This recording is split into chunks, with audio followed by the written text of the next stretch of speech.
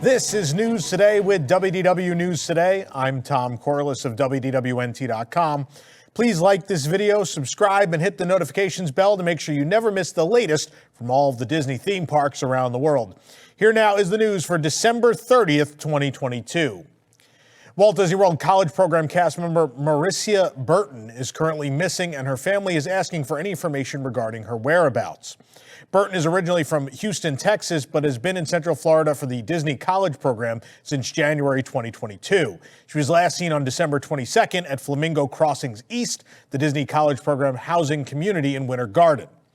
Burton's siblings shared the poster you're looking at now and the following information on Instagram. Family, along with Orange County sheriffs, are concerned about the welfare and whereabouts of Marisia Burton. Marisia is described as 5'6", weighing roughly 130 pounds, with brown eyes and black hair. Family and friends of Marisia have not seen nor heard from her since, again, December 22nd. Losing contact with family, friends, and loved ones, particularly during the holiday season, is uncharacteristic of her and very much concerning for the family. Police also asked Marisia if she sees this appeal to contact officers directly to let them know she is safe and well. Her family says they love her very much and won't stop their efforts until they know she is safe. Again, anyone with information should call the Orange County Sheriff's Department at one of the following numbers: 407-254-7464 or 407-836-4357.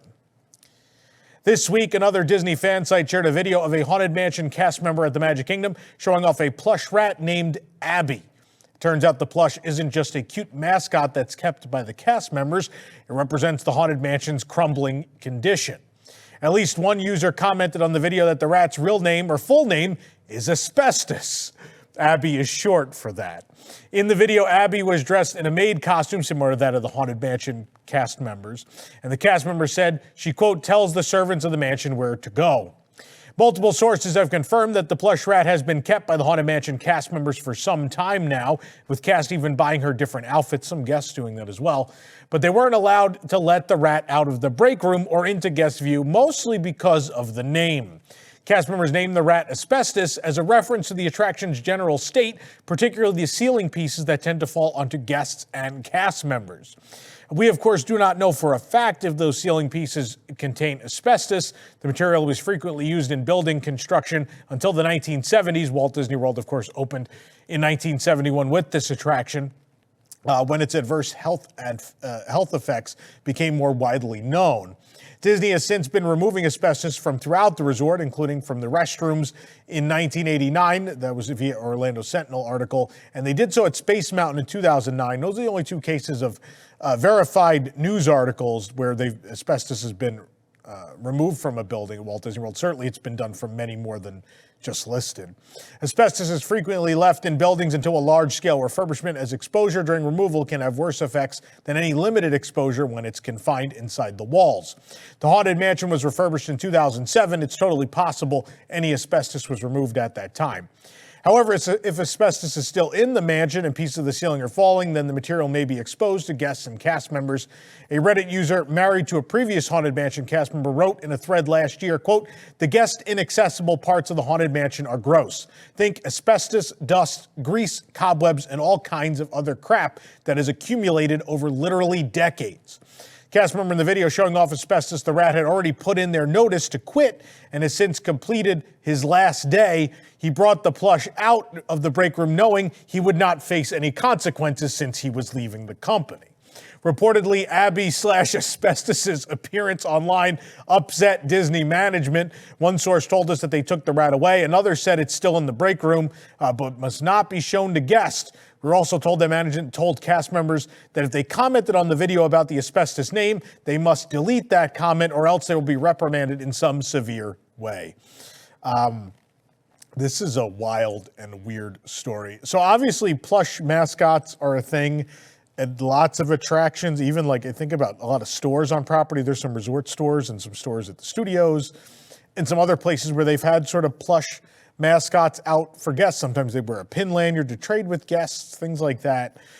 This is the first case I've ever heard of one where specifically management was like, that's not going outside. And Yeah, it doesn't surprise me that the backstage areas of the mansion are probably real rough. I mean, because as we said on the last episode, a lot of onstage areas at the Magic Kingdom are real rough. So I wouldn't be shocked. But it's interesting that all of this is coming to light this week. I know a lot of people have reached out to us with various maintenance or cleanliness concerns. And again, to reiterate, that Walt Disney World maintenance report will be returning in January, where we will keep track of broken effects, animatronics, general disrepair or lack of cleanliness in areas at the resort in an attempt to document and hopefully help point these things out, whatever needs to be fixed, as we've done in the past. And continuing on this thread with our next story, earlier this week, we posted about the dirty boats of It's a Small World, the People Mover cars, some black mold in Toy Story Land, highlighting those problems as well. But later in the week, we noted the sad state of the interior of Monorail Green. The carpeting of the walls gets dirty easily as guest shoes can hit it. There were white spots as well on the carpet of the car we rode in.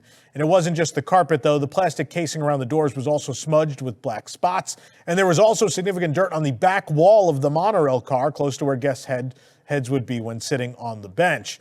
As Walt Disney World seems to have ended its transition period out of COVID-19 and returned to normal operations, again, does this continue to be acceptable? Is it not? This has been an interesting week of discourse on Twitter and Facebook and all of these places.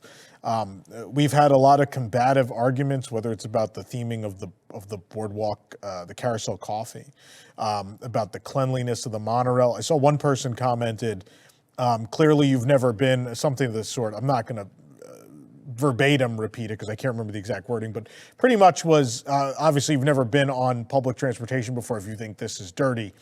And the problem is not comparing Disney to things in the regular or quote unquote real world, right? Because that has never been the way the Disney company has wanted to represent itself. The Disney company's whole thing has always been that it is a step above everything else. It is unrivaled customer service and quality and cleanliness, right? And so if you are only cleaner than a New York City subway train, that's not the Disney standard, right? People don't understand this. And again, I have to use Tokyo as an example because it is an example that exists concurrently and aligns quite well. The monorail there, not only does it carry just as many, if not more passengers, I'm pretty sure it carries more passengers there, than it does at Walt Disney World. Not only that, it also, a lot of people use it as real transportation, leaving work, coming to and from work, coming from the airport or the train and going to the Tokyo Disney Resort. A lot of people use it as very real transportation. Some people ride it daily as their commute, part of their commute. And I have never noticed any dirt or grime or,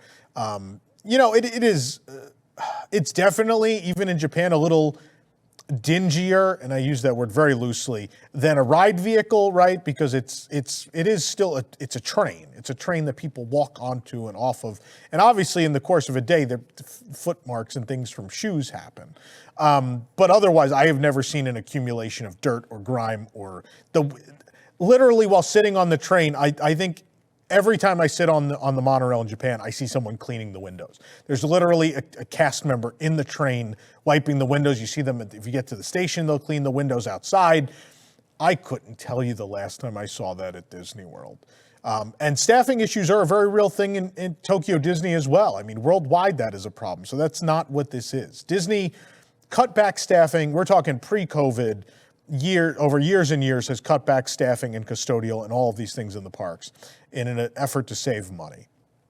But the final point is that a Disney monorail exists elsewhere in the world that is not dirty, that is kept clean, and that is used by even more people. So the point that people are trying to make, that if you think this is dirty, you're ridiculous, you're being over dramatic.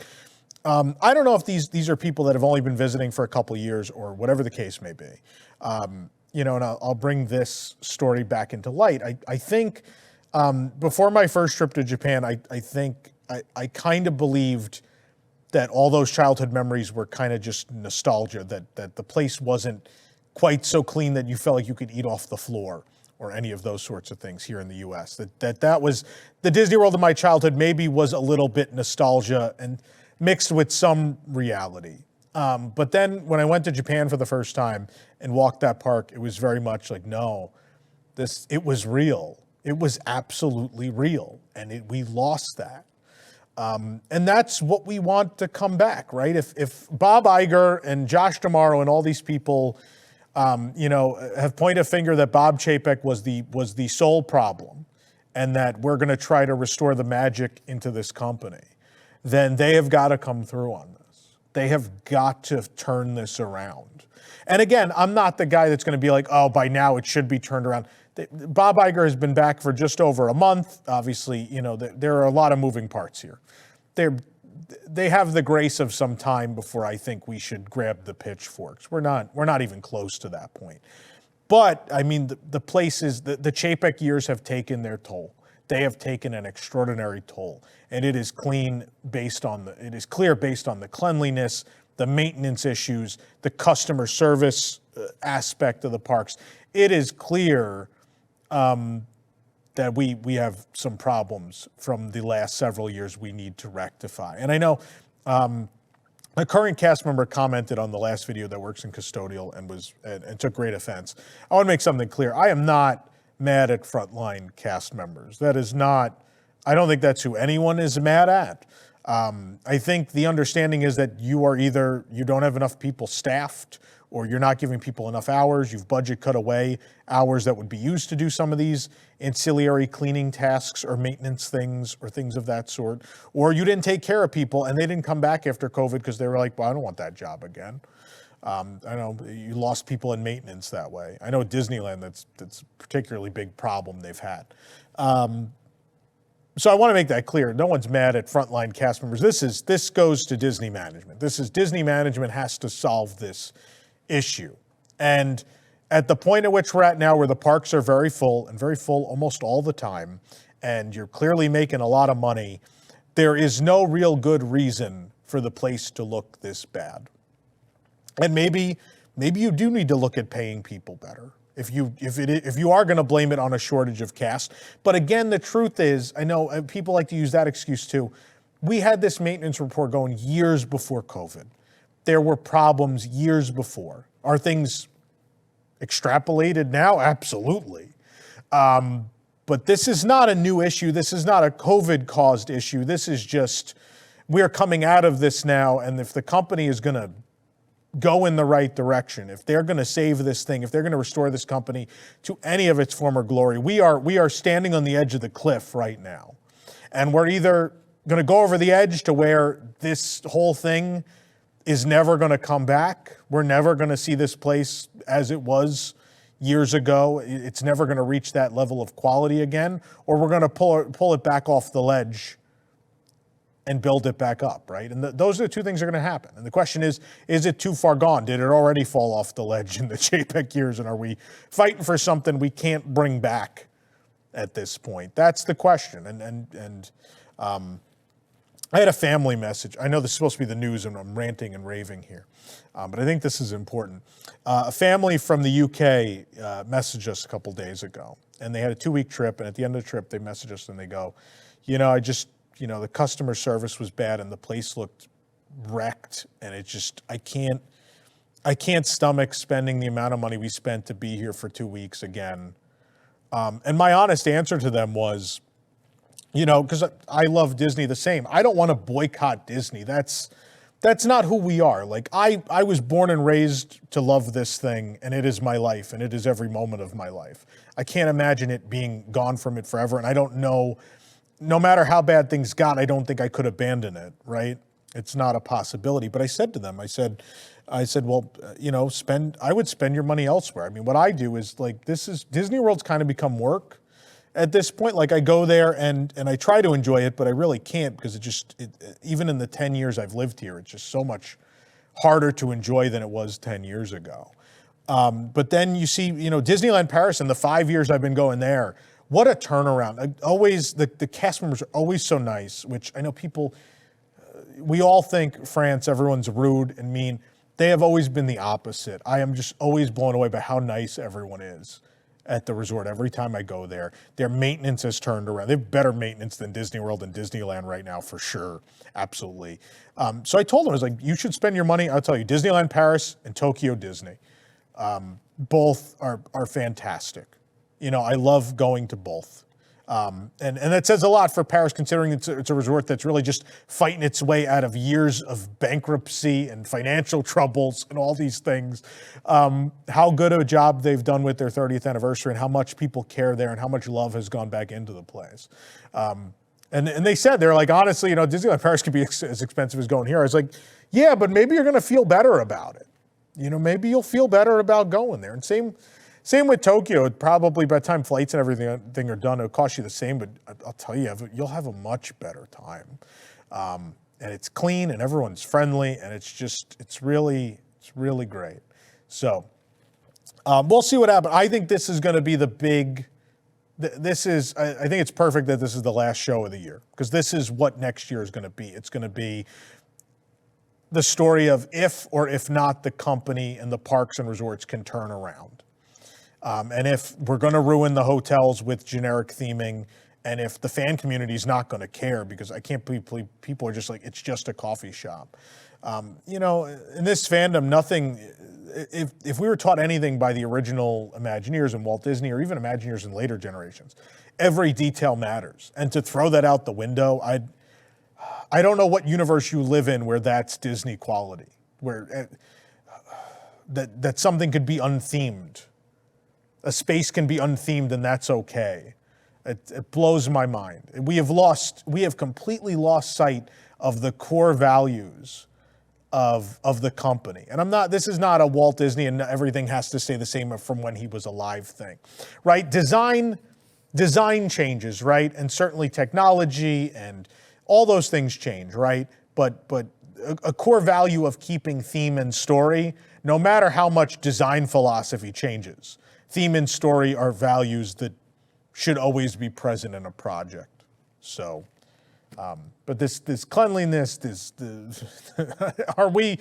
Disney World going to be saved in 2023 or is it not? Is what the next year is going to all be about. I'm sorry to rant and rave for so long. Let me know in the comments how you feel. If you're with me, if I am the mental case that Twitter says I am, let me know. Be good to find out. A woman who claims Steven Tyler assaulted her when she was a minor in the 1970s has filed a lawsuit against the Aerosmith lead singer, Rolling Stone has reported. The lawsuit accuses Tyler of sexual assault, sexual battery, and intentional infliction of emotional distress. It was filed in Los Angeles by the victim, Julia Holcomb, days before the deadline for California's Child Victims Act. The 2019 legislation temporarily waives statutes of limitation for child sexual abuse allegations with the deadline of December 31st, 2022. Holcomb has since shared details of her experiences with Tyler to many outlets and spoke about it in the 2021 documentary, Look Away. Tyler is, of course, featured with the rest of Aerosmith as part of the Walt Disney World attraction Rock and Roller Coaster starring Aerosmith at Disney's Hollywood Studios, which opened in 1999. The ride was also featured in 2002 as an opening day attraction at Walt Disney Studios Park in Paris, but was recently replaced by Avengers Assemble Flight Force, which utilizes the same track layout. Despite occasional rumors, Disney has not removed Aerosmith from Rock and Roller Coaster to this point, which would involve a near-complete retheming of the ride. In 2016, Disney did digitally alter a hand gesture by Tyler that could be considered obscene. Rock and Roller Coaster, of course, is closing in February of 2023 for a multi-month-long refurbishment scheduled to reopen in the summer. Disney did not announce any details of the refurbishment, but it would likely only include general maintenance, not any changes to the experience. However, this could certainly change things, and the question is really, did Disney know that this suit was coming and was getting ready for it, or is this something where Disney might change course now in the midst of the closure and try to do some sort of overlay or change of theme in the ride? They could always extend the refurbishment. There's no hard end date. We will have to wait and see how this all plays out. Of course, as you remember, with Johnny Depp's whole trial, there was a lot of speculation as to what would happen to Pirates of the Caribbean. Obviously, nothing happened with that. So that could be the very same thing here. You know, in America, we are guilty, or innocent, I should say, until proven. Sometimes it feels the other way. We are innocent until proven guilty, and so we'll have to wait and see what, if anything, happens. This program is brought to you by our official travel agent sponsor, The Vacationeer, the engineers of your next magical vacation. Sit back and let their team of vacation planning experts craft your family's next magical Disney trip. And the best part is, their services are free. Visit WDWNT.travel for details. Sosa Family Cigar Company at Disney Springs will permanently close on January 2nd, 2023. The family-run store has been a long-standing staple with its first location in Pleasure Island and the current West Side location dating back to the early 2000s. Sosa's Family Cigar Company has been in the industry for over 70 years and is recognized as one of the country's foremost cigar retailers. The Disney Springs location features wall-to-wall cigars, a humidor room, and an intimate smoking area for cigar connoisseurs. Only until January 2nd. A patent has been released that Disney filed late last year for merchandise augmentation that can be incorporated into theme park attractions. The patent outlines gameplay systems in theme parks that would allow guests to use augmenting objects to enhance a ride experience. The augmentation, like that used with web tech items on Web Slingers, a Spider-Man adventure at both California Adventure and Walt Disney Studios Paris, comes to mind. The figure you're looking at now shows a gauntlet similar to those guests wear on that attraction. The patent allows for more than just the web tech gauntlets, though. This technology could be expanded to other objects worn or held. And with more merchandise augmentation, Disney aims to create an experience that is more individual and interactive on their theme park rides. Marvel Day at Sea will return to the Disney Cruise Line on the Disney Dream in January. And as anticipation grows among superhero fans of all ages, Disney Cruise Line has announced some of the special sweets and treats that will be available on the Marvel-inspired day. Vanellope Sweets and Treats will have the Iron Man cupcake made with vanilla sponge cake and vanilla frosting. I'm glad it's not made of iron. That wouldn't be good. And the Spider-Man cupcake made with chocolate, devil cake, and white chocolate mousse. The Baby Groot marshmallow stick features a white chocolate image of Baby Groot on top. And the Marvel cookie sandwich with dulce de leche filling is inspired by the iconic red and white Marvel logo. Disney Cruise Line also revealed the Captain America brownie, topped with his red, white, and blue shield. That's America's brownie, folks. These are just some of the dessert items that'll be available, so you have to swing around the entire ship to find everything that'll be available. For the absolute latest on these stories and all those that didn't make it into today's show, be sure to check WDWNT.com and follow us on all your favorite social media platforms. You can support the entire team behind this show and others by joining the WDWNT Inner Globe Society at patreon.com/WDWNT. Get access to exclusive content, discounted show and event tickets, and more. Special shout out to all of our WIGS members. We want to thank you, WIGS members, for another great year of support. Thank you guys for making these shows happen throughout the year. And for the worldwide leader in Disney Parks news, this is Tom Corliss saying, enjoy the rest of your today and have a great, big, beautiful new year. From WDWNT TV, this is Park Center. Join us each week for news and discussion topics from the Disney and Universal theme parks around the world. We cover the stories in a quick, concise, and fun format, and then our panel breaks down and debates some of the biggest issues and what they mean for us, the parks fans. From the latest announcements to openings and delays to scandals and snacks and merchandise and more, we'll cover it all in 90 minutes. Join us live every Sunday night at 9 p.m. Eastern on YouTube at WDWNT TV, or watch episodes on demand anytime. You can also subscribe to the audio version of the show on your favorite podcast app.